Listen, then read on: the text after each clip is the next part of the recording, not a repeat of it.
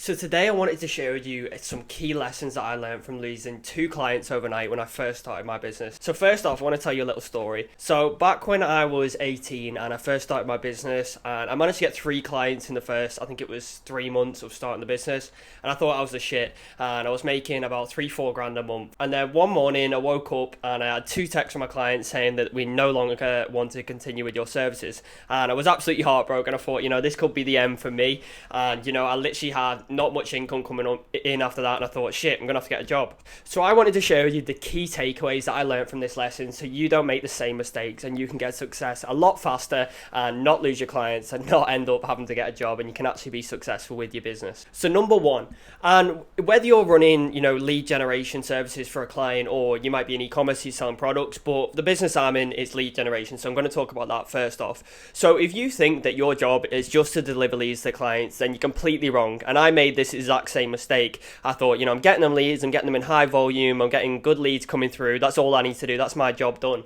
But the truth is that, what we're actually doing for the client is one of the hardest things you could possibly do. We're printing money for them, we're making money. So, delivering leads is not enough. You need to teach the business owner how to become better. You need to show them how to follow up with the leads, you need to tell them what to say to the leads, you need to see what they're doing on their end, because at the end of the day, the lead is about 10% of the work, and 90% of the work's on the client's end. So if you're not coaching that client properly and telling them what they need to do with them leads, then they're not going to see value in the service and they're going to leave pretty quick. And this is the mistake I made. So I was running Facebook ads for clients and I would just deliver the leads, and I thought that was my job done.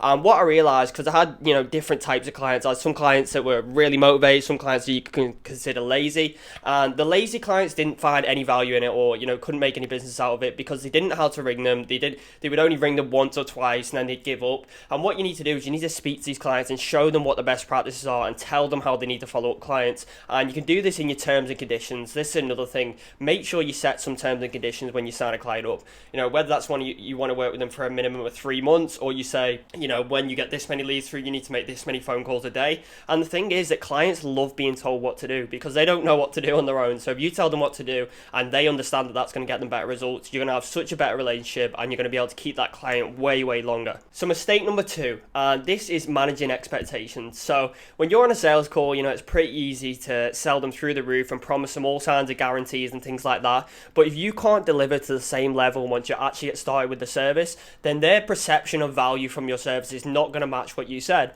And whether you're making them money or not, it does not matter. They're still going to leave.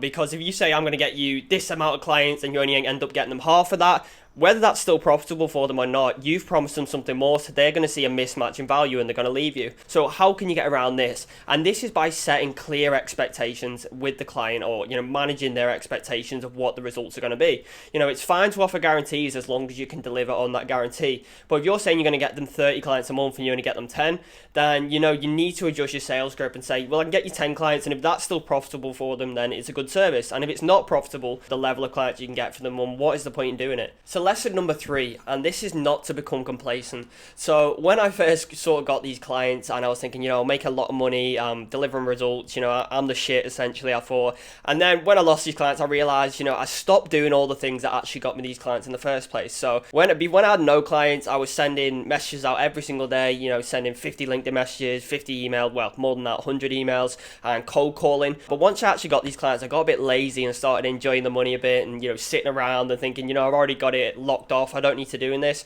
But you need to take violent action. Even when you've got 10 clients, you need to still be as hungry and driven to reach out to clients as you were in the first place. Because what you need to understand is that in business, you're not going to keep every single client, and you have something called a churn rate. So your churn rate is how long the sort of your client would stay with you. So say your average churn rate is 3 months. So your lifetime value of a client, if they paid you £1,000 a month, would be £3,000. So unless your business is growing, then you are dying. And I've never heard a truer saying than that. So you need to be growing faster than you're losing clients, or you need to extend the time that clients stay with you. And the only way to do that is by implementing these strategies, by keeping in contact with them. Make sure you gather feedback from them weekly, and just make sure you're up to date and adjust to their feedback, because at the end of the day, you're not going to know everything, and especially if you're coming into a new market, they know more than you on that market. So whatever they need, you need to figure out how to deliver on that. So that leads me on to lesson 3. So what I was sort of making a mistake on at the beginning was, because I wasn't too sure whether could actually get them results, which I ended up getting them results. But,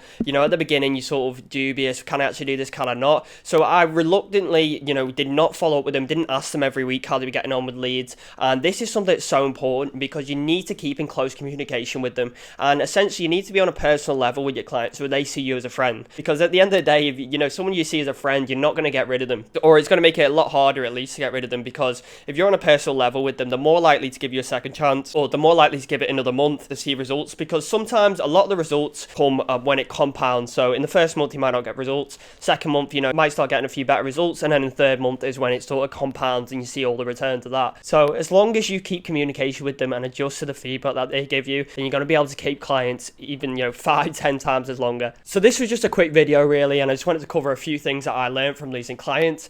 And you know, if you can implement these things, you're going to do so much better than I did, and you're going to be able to keep clients so much longer. So just to summarize, you know, you need to consult them on what they need to do on their end, because 90% of the service delivery is on their end and only 10% is delivering leads. So make sure you're coaching them, make sure you have a system where you can find problems, where you can find the bottlenecks, so you'll be tracking all the way from your ad metrics to how many phone calls the clients made or how many times they followed up with them leads, and you make them keep track of that. So that you can do this on a Google Sheets, which I'll share with you in this video, and you can show them what they need to input into the sheet, and you put what you need to input into the sheet daily. And this way you can see any problems coming in, you can see them months in advance, because you can look at the metrics on there and go, well, this metric's off, so this must be the problem, or on their end they've not been making phone calls, so that's the problem, and you can adjust it and you can fix the problem before it even comes about. And again, managing expectations, so don't promise them the moon and then deliver you know, some shitty service where you're not going to get them any results. So you need to manage expectations correctly, otherwise there's going to be a mismatch of value, and whether you're making the money or not, they're still going to leave. And finally, don't get complacent. So you need to be hungry, you need to be driven, because the person that is, you know, working 8 hours a day while you're giving up at 6 because you think you've already made enough money, and is going to overtake you, and you're going to fall behind, and unless you're growing, then you're dying.